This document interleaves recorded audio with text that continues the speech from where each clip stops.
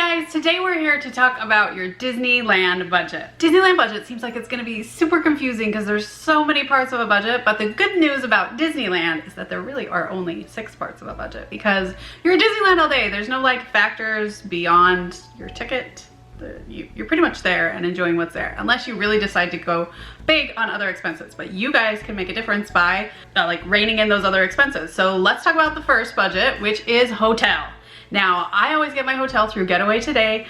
It was 1998 and I was like on my bed crying. I was about ready to graduate from nursing school and I could not find a hotel in our budget, and I was so sad. We were really poor. I worked as a pediatric nurse, like an LPN, and my husband he was like a TA at the university.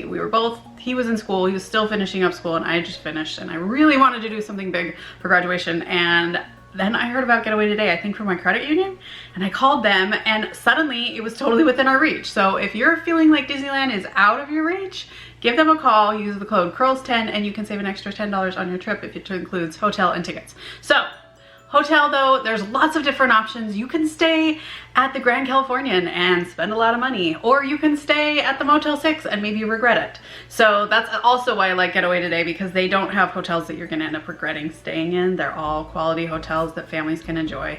And it really just kind of depends on what you want. So I always, when I had little kids, used Getaway Today and called them because like I had specific needs about like a height of a wall so that I could hide a porter crib behind it because my kids didn't sleep well when they saw me. So you know, just find a room that works for you. We've been staying across the street from the parks, and that's been really nice because then we can just walk back to our room rather than wait for a bus. But there are shuttles that are available for almost all the hotels in the area through the ART transit system. So you don't have to worry that your hotel is a little bit farther away and how are you gonna get there. It's really easy. Next part of the budget is tickets. That's why I'm wearing the rose gold Mickey ears, because tickets are a little bit expensive. I'm not gonna lie to you. It's more expensive than probably most amusement parks that you've been to before. But again, if you use Getaway Today, almost always their tickets are the cheapest. In fact, they have a best price guarantee. So if you end up finding tickets a better place somewhere else, you can always call them and have a price adjusted. And that's pretty cool. So I usually get at least a 3-day park hopper. Now, if you go frequently, you only need a 1-day. But if you are, you know, this is a once a year, once every other year trip, I would at least get 3 days so that you can really enjoy the parks and you don't have to like rush yourselves. Because by the time you get through LA traffic, you're gonna wanna relax with Mickey for a little bit. So tickets is another thing to include in your Disneyland budget. But next thing is your travel to Anaheim. Now, we live in Phoenix, and so we've made the choice to drive because by the time I go to the airport, go through security, take the flight, get my bag, find a rental car or whatever, it takes almost as long to drive there. So we usually just drive to Disneyland. And especially if you have a large family, driving is super economical, I have to say.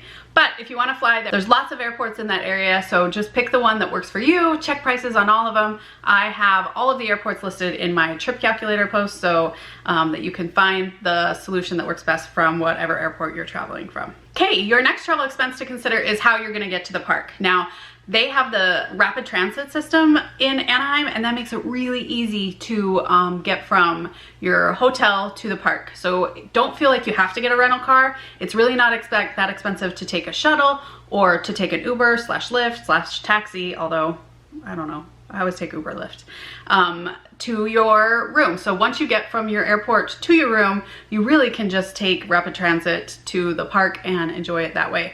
In fact, sometimes even though we are across the street, I'm tempted to get a Lyft and have it drive me back to my room. That's how bad it is. Okay, the next part of your budget is food. Now this can be really big budget or it can be pretty small. When my kids were little and we didn't have as much money, we definitely brought snacks to the park, things like string cheese, beef jerky. We in fact have a cold pack that we would just hang on the stroller that had Go-Gurts and fruit, and we really just mostly ate the snacks. And sometimes hotels around Disneyland will offer like a manager's reception. And so one of the years we hardly ate at the park at all because we would be tired. We'd get back to the hotel around 6, eat that, lay in our beds and die. You really can limit your food budget if you want, or if you want to splurge and you want to go to Blue Bayou or one of the fancy restaurants like Carthay Circle, there are really a lot of options. Favorite restaurants are probably Lamplight Lounge, Blue Bayou. We also love to eat at the Plaza Inn, and you don't need a reservation for that. So lots of good options. Okay, last one is souvenirs. Mickey ears, right? Now, souvenirs is another budget that can really be big or it can be small. Now, everybody's paying a similar amount for their tickets, but unless you didn't buy them from Getaway Today, if you buy at the gate, you're paying more. Food and souvenirs can really just be however much you think you want to spend. Now, for us, we always try and do shirts before we come. You can tell that our shirt now says "Not Today, Zerg." I made these on my Cricut. You can buy shirts at Walmart, Target. A lot of the Targets are now having like a pop-up Disney store within it, so that's really awesome. But don't feel like you need to go in every souvenir shop. A lot of the times I like to let my kids earn some money before Disneyland. You can buy Disney gift cards that they can just take with them.